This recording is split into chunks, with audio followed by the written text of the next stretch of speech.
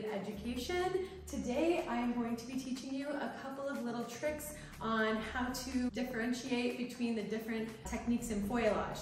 Foilayage is such an amazing technique that has come out, and it's pretty much what I do most of the time. I love putting it in the foil because I know that I will get the result that I want in the time that I need. So with foilayage, I think being able to know what the difference is in the different backcombing is so important, because then we can work with intention when we're designing our colors. So when we're looking at pictures that have super bright ends, they don't have a lot of depth whatsoever, they come up really high and they're just like blonde all the way at the bottom, that's when you're gonna do a very shallow backcomb.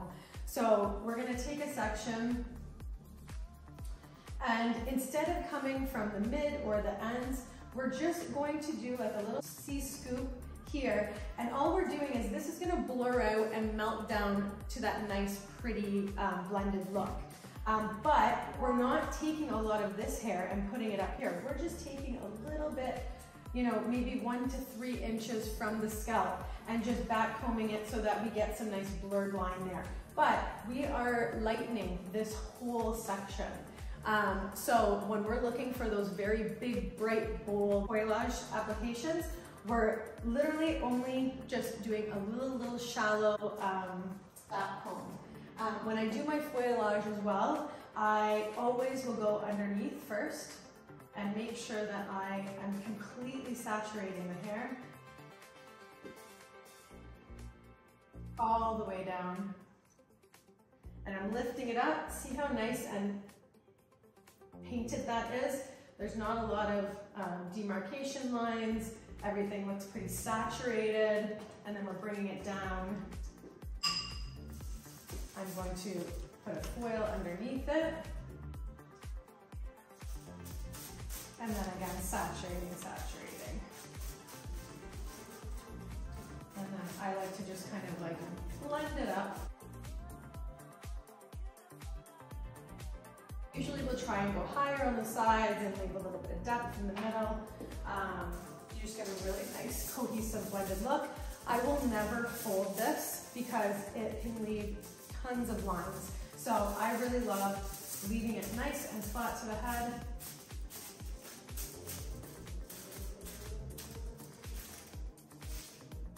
Nice and neat. Okay, so the second type of foilayage that we can do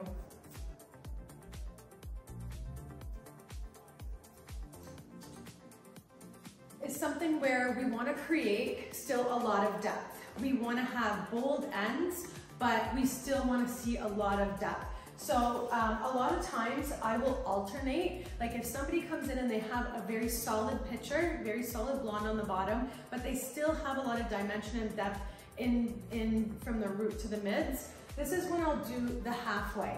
And I'll intermix usually this one, the shallow backcomb, and I'll intermix it with this one so that I get a lot of highs and lows variation, and it really looks amazing. So with this section, the foilayage, we're gonna start mid. And see, you can see that I just pulled all this hair.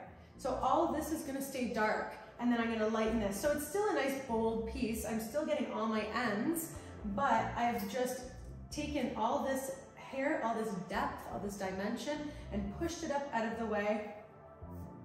So you can see I get much more hair here than I did here. And that just, you can kind of visualize that. The more hair you put in here, the more depth you'll have in your color. So that's why I like to think about intention.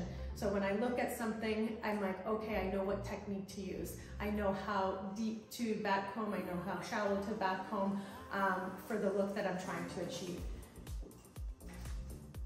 So again, always on the back first. I know some people like to put it on the foil, but I really like to feel that I'm pushing that lightener in there, especially when we're working on pre-colored hair, because this is what foilayage is good for. It's good for pre-colored hair, hair darker than level 6. I would say I always put in a foil. If you're a natural blonde and you don't have any color on your ends, I love just freehand painting, but anything else other than that, 6 and 6, 5, 4 and 3, I'll always put in a foil. Also, any pre-colored hair, I'll always put in a foil because I know that I'll get the result that I need. So again, I'm lifting it, I'm making sure I don't have any blotches. See how nice and saturated that is. I'm bringing it down. Taking my foil.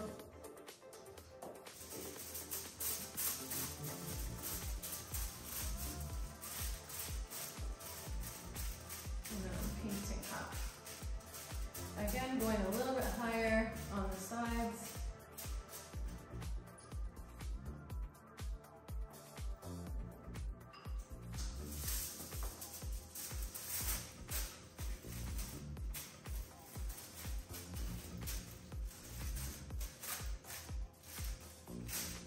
All right, so then there's that one.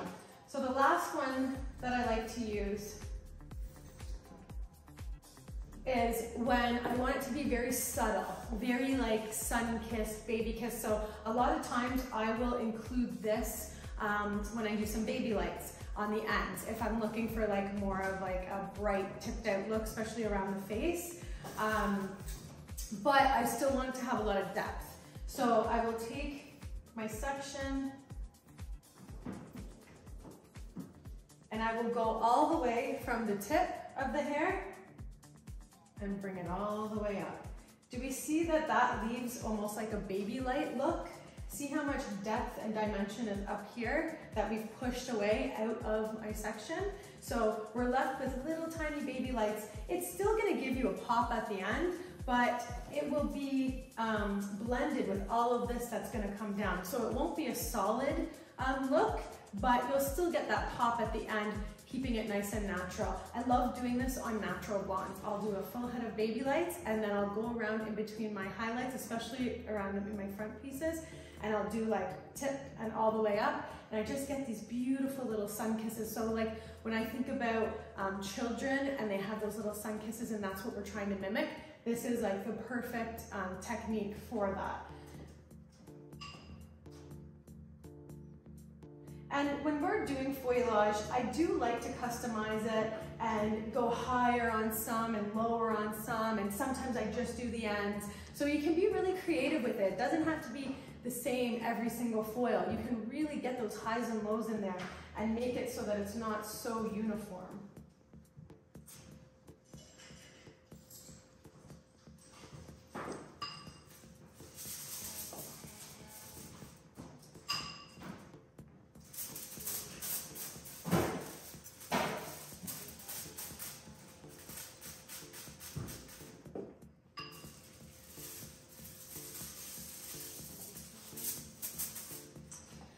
Awesome. Okay, so these are my 3 different types of techniques when I'm foilaging. I hope that you got a lot out of it. I hope that it makes you kind of see color in a different way and know how to intentionally design your different tones and your different depths and highs and lows. I hope you like this class. I hope it helped you. And if you're looking for more classes, you can head over to our Elevated Stylist. We have tons of free and premium content there. So enjoy.